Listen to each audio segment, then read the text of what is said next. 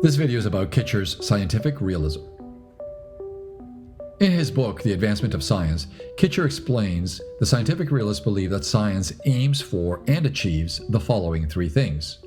First, concepts that single out natural kinds. Second, schemata that correctly capture objective dependencies. And third, significant statements that are true. Let's briefly examine each of these three scientific aims and achievements. Very roughly, a natural kind is a category or collection of things that share a set of naturally occurring attributes. For example, philosophers such as Kitcher would argue that species in biology are good examples of natural kinds. The species Canis lupus identifies a collection of organisms, each one of which is a gray wolf. Each member of that species has certain specific biological characteristics that it shares with every other member of that species. Similarly, Kitcher would argue that the term electron singles out a natural kind. The term electron designates a naturally occurring object that shares specific attributes with every other object of that kind. For example, all electrons have exactly the same charge, spin, and mass. According to Kitcher, a scientific realist believes two distinct claims about natural kinds. First, science aims to find concepts that identify natural kinds. That is, concepts that reflect the way the world is naturally divided into kinds of things. Second, science actually finds such concepts, at least some of the time. Science achieves what it aims to do as it tries to discover what kinds of things exist in the world. Kitcher has argued for a Quinean view of science in which science is understood as aiming to unify knowledge.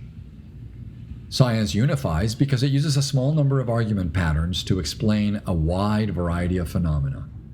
For example, according to Kitcher, Newtonian physics unified our knowledge because it gave us argument patterns that we could use repeatedly to derive predictions about vastly different physical systems. In Newtonian physics, if one is interested in the motion of an object under the action of one or more forces, one always uses the same pattern of reasoning to determine how the object moves as a function of time. Roughly, the steps are as follows. First, one writes down a mathematical expression that characterizes how the force or forces in question affect the object. Typically, the amount of force experienced by an object is related to one of its intrinsic properties. For example, the extent to which an object responds to a force of gravity is proportional to that object's mass.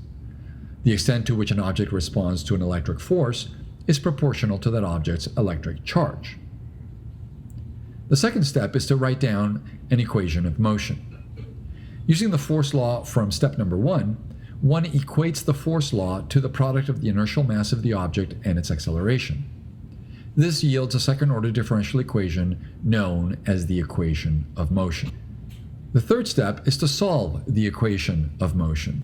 Solving the equation of motion gives us a mathematical description of how the object's position changes as a function of time. This argument pattern in Newtonian physics is an example of what Kitcher means by a schemata, because it is a template that can be filled in with different specific force laws and specific values of parameters depending on the situation. Scientific realists believe that these schemata capture objective dependencies because, for example, the way in which a gravitational force depends on the masses of the two objects that attract one another gravitationally is an objective feature of the world.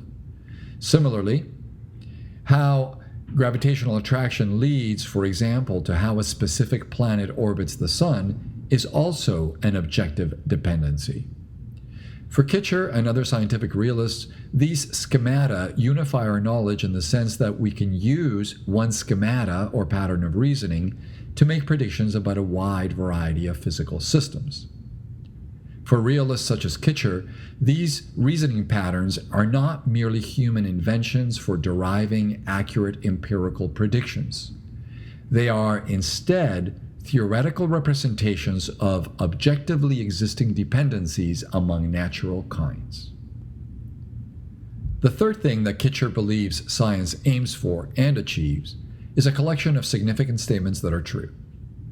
For Kitcher, Scientific realists believe that, at any point in the history of science, it is rational to believe that at least some of the scientific principles and laws in our theories are true.